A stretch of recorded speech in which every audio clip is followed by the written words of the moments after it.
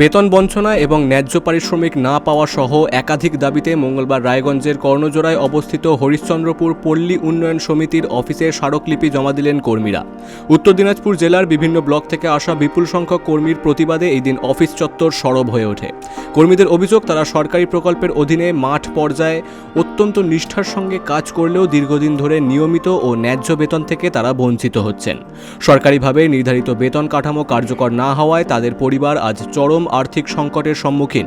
কর্মী তন্ময় সরকার ও ঋষা কর্মকার জানান, বেতন বৈষম্য, পারিশ্রমিক দীর্ঘদিন ধরে বকেয়া রাখা এবং এজেন্সির একতরফা সিদ্ধান্তের বিরুদ্ধে বারবার অভিযোগ জানানো সত্ত্বেও কোনো স্থায়ী সমাধান মেলেনি। উদ্দেশ্য যে বিগত বেশ 5 থেকে 7 মাস ধরে আমাদের বকেয়া রয়েছে টাকা, যে টাকা আমরা ঠিক করে পাচ্ছি না এবং অর্গানাইজেশনকে বারংবার বলা হয়েছে, কিন্তু তাদের থেকে সেরকম সদুত্তর আসছে না আমাদের কাছে।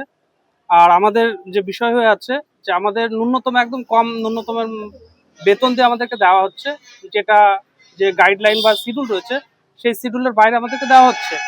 তো এমতো অবস্থাতে তাদেরকে বারংবার বলা হয়েছে, তো তাদের বক্তব্য একটা আইসে এখন পর্যন্ত টাকা পায়নি, যে কারণে তারা দিতে পারছে না। এবার বিষয় হলো যে আইসে যদি 1 বছর জায়গাতে যদি 5 বছর তারা যদি বেতন না পায়, আইসে যদি টাকা না দেয়, তাহলে সেক্ষেত্রে আমরা কি করে চলবো?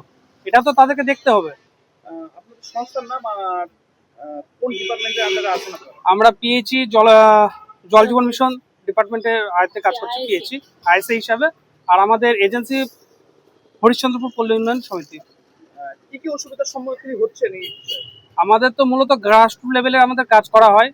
জল জীবন মিশন পাইপলাইনের যে আপনার পিএইচই যে কাজগুলো রয়েছে, সেগুলো আপনার বিভিন্ন গ্রাম পঞ্চায়েতের অধীনে যে ওয়েচারগুলো রয়েছে নতুন এবং পুরাতন, সেগুলো আপনার সার্ভে এবং তাদেরকে সচেতনমূলক বার্তা তাদেরকে প্রদান করা হয়। এগুলো তো রয়েছে, তার সঙ্গে পঞ্চায়েতে যে সমস্যাগুলো হয় জল বিষয়ে, সেগুলো পঞ্চায়েতে তাদের সঙ্গে তুলে ধরা হয়। তাই অবিলম্বে বকেয়া পারিশ্রমিক মিটিয়ে দেওয়া এবং সরকারি নিয়ম অনুযায়ী সম্পূর্ণ বেতন প্রদানের দাবিতে এই দিন স্মারকলিপি দেওয়া হয়। কর্মীদের স্পষ্ট হুঁশিয়ারি, তাদের দাবি দ্রুত পূরণ না হলে আগামী দিনে তারা আরও বৃহত্তর আন্দোলনের পথে হাঁটতে বাধ্য হবেন। রায়গঞ্জ থেকে রামকৃষ্ণ দাসের রিপোর্ট, বিগ নিউজ বাংলা।